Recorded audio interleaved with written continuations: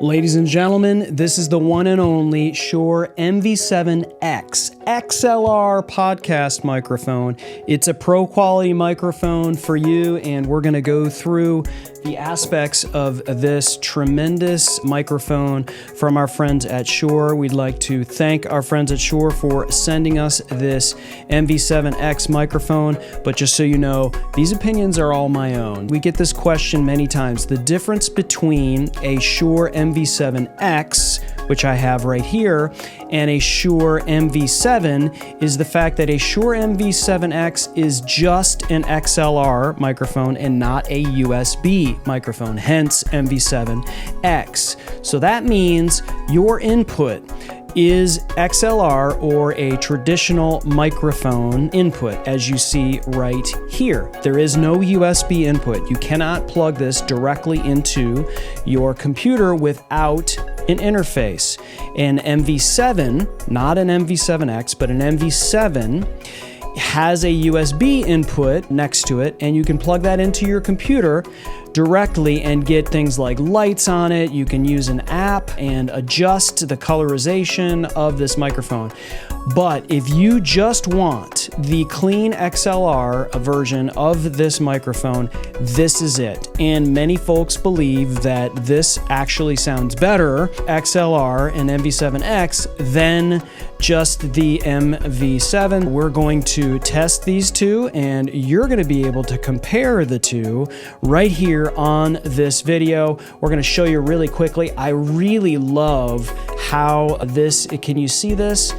It's got these lines in it, which are really cool and slick. And there's the S for the Shure logo. And of course, it has the traditional yoke that you would see on a Shure microphone, which is great for shock absorption. And obviously, it's a dynamic microphone, so you want to keep your mouth as close as you can to this. I'm going to pop this off so you can take a look at what's underneath the pop filter. The pop filter is going to keep those words like pizza, those are called plosives, from going into the microphone. So we put that on there as such, and I'm going to hook up both the MV7X and an MV7, and we'll let you decide what is best for you. All right, so here we go. It's time to do the test. Now you're hearing what it sounds like with a Shure MV7X directly into a Rodecaster Pro 2. Get a Mogami XLR cable, and that Rodecaster Pro 2 is acting as an interface to use the computer. There's no USB component to this microphone,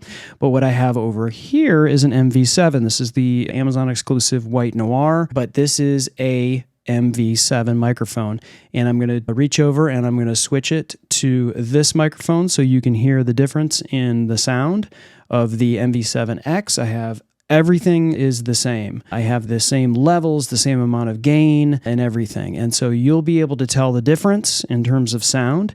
And then I'm going to show you really quickly the difference of the MV7 in terms of when you plug in the USB and the additional components as a part of that microphone that you won't get with the MV7X. Now I'm going to switch over and we're going to hear the MV7. Okay, now you're hearing the MV7. Do you hear the difference? There is a difference. So this is the XLR. This is the XLR input of the MV7. What you were hearing was the MV7X with the XLR. Now you're hearing the MV7 with the XLR. And so you can tell the difference. If you need to back up the video and listen to the MV7X, you can do that and then just compare and contrast.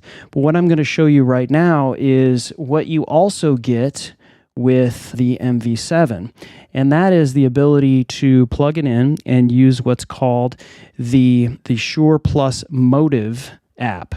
Because I'm plugged in via USB, I can make adjustments there. So what I'm going to do right now is I'm going to switch this over. I can use the USB component of this microphone because right now you're hearing the XLR. So I'm going to switch right now over to the Shure MV7 USB. Check 1, 2. And now you're hearing the Shure MV7, and this is the Shure MV7 USB that's coming out of the MV7 directly into the computer. So it's USB-C to USB-A, going directly into my computer through a hub, and which over here is the Shure Plus Motive app. And what this allows you to do is allows you to change things like your gain. And so now you hear my voice getting quieter because you want to get the right levels and you want to be in the yellow, -6, -12 dB on that. You can do things like change the EQ, and you probably are hearing my voice being altered at this point. Maybe you want to add a limiter because you get maybe loud at some point. Maybe you want to add some light, medium, or heavy compression on your voice. You can certainly do that. And then this microphone also has meters. And so you can see these have meters. So if you want to, and I'm going to reach over and I'm going to change this on the actual thing, I'm going to click live meters. And so now you can see as I speak, those meters are moving. And so this is a nice little cool little thing that you can start doing with MV7 if you want to do that. And then if you want to add night mode, you're going to start to see those things dim a little bit. There you go.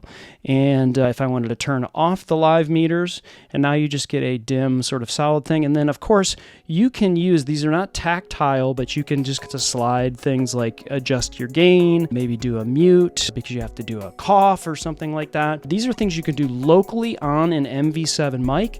Obviously, these kind of things are integrated with a USB in your computer, so you cannot do this with an MV7X. You can only do this with an MV7.